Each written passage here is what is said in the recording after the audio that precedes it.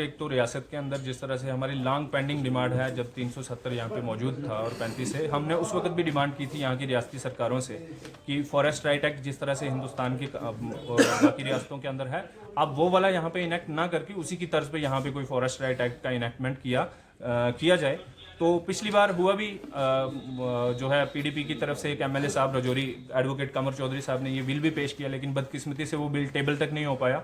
तो forest right act की आड़ में और आज जो नाम निहाद रोशनी स्कैम जम्मू के अंदर है, उसका जो वाउवेला मचा रखा है, उसकी आड़ में जम्मू की मुस्लिम पॉपुलेशन को बिलखसूस उसके अंदर गुजर बकरवाल कम्युनिटी और ट्राइबल कम्युनिटीज़ को जिस तरह से बदनाम किया जा रहा है कि ये जंगलात पे काबिज हैं, ये ज़मीनों पे कब्जे करते हैं, कैटल स्मगलिंग करते हैं। तो हम आपको ये आपके ज़रिए से आवाम को ये बता देना चाहते हैं कि फॉरेस्ट राइट एक्ट जो है ट्राइबल को सिर्फ 3 राइट्स जो है मेनली जो है उनको एक्सेस करता है, गारंटी करता है। और उनमें सबसे पहला ये है कि जनाब आपके जो ग्रेजिंग राइट्स हैं वो आपको मिलेंगे, दूसरा number access to the water resources और तीसरा access to the forest product. 3 बच्चों को उठा के आपने शुपैया के अंदर एक स्टेज पे इनकाउंटर कर दिया, फेक इनकाउंटर कर दिया, और बदकिस्मती से वो बच्चे जो हैं अपनी फैमिली के वाहिद जो थे, सहारा थे अपनी कम्युनिटी का, अपनी फैमिली का।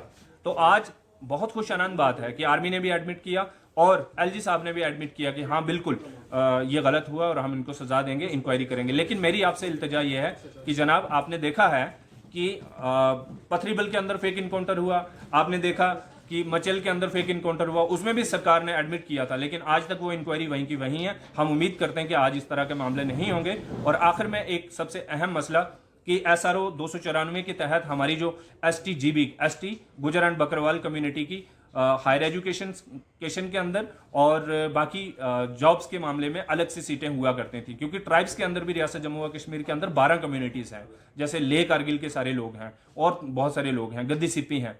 तो आज हमारी डिमांड ये है कि गवर्नमेंट ने एक SRO 294 को कन्वर्ट करके एक SRO 126 बनाया और वो जो हमारी सीट्स थी वो जो है वो सब के सब क्लब कर दी, जिसकी वजह से हमारे बच्चों को बहुत दिक्कत आ रही है, हमारे पढ़े लिखे नौजवानों को भी बहुत दिक्कत आती है बाकी लोगों के साथ कम्पीट करने में। तो हमारी डिमांड ये है कि एक्सेप्ट देन बोपी, सिर्फ बोपी ही सिर्फ जो है उसके अंदर ये SRO 294 को लागू किया हुआ है, बाकी कोई नहीं। तो हमारी डिमांड है कि वो भी की जाए। तो हम रियासत के अंदर, आपको याद होगा, मैं आपके ज़रिए से आवाम से गुजारिश और एडमिनिस्ट्रेशन से गुजारिश कर दूं कि आपको याद होगा ये वो कौम है कि आपको याद है सांबा और कठुआ के अंदर हमने आसिफा की जंग लड़ी है। आज भी हमारे 3 निहत्ते बच्चों के साथ इंसाफ नहीं हुआ, हमें फॉरेस्ट राइट एक्ट नहीं दिया गया, हम किसी से भीख नहीं मांग रहे, ये हमारा राइट है। महाराजा हरि सिंह के टाइम में भी इनको शिवालिक जम्मू के जो हैं उन पे राइट था और कश्मीर के हिमालयाज पे ग्रेजिंग राइट्स थे। और आज अगर हमारे साथ ज्यादती होती है और हमें बदनाम करने की जो साजिशें की जा रही हैं अगर होंगी तो हम रियासत के अंदर एक बहुत बड़ी मूवमेंट खड़ी करेंगे।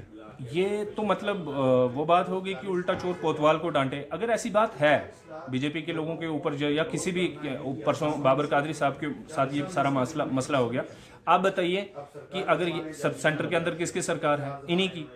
तो यहाँ पे प्रॉक्सी सरकार किसकी है? एलजी साहब खुद किसके हैं? हालांकि वो एक एडमिनिस्ट्रेटिव पोस्ट में है, लेकिन बावजूद उसके वो किनसे एफिलिएशन रखते हैं? भाई अगर ऐसा मसला है तो आप क्यों नहीं ये चीज़ें मंजर आम पे लाते? सिर्फ आप मीडिया के अंदर बोल के, आवाम के अंदर बोल के, सिर्फ लोगों को जो है बेवकूफ़ बनाने के लिए और लोगों के अंदर नफरतें पैदा करने के लिए ये सब चीज़ें करती हैं। इसमें कोई सदाकत नहीं है।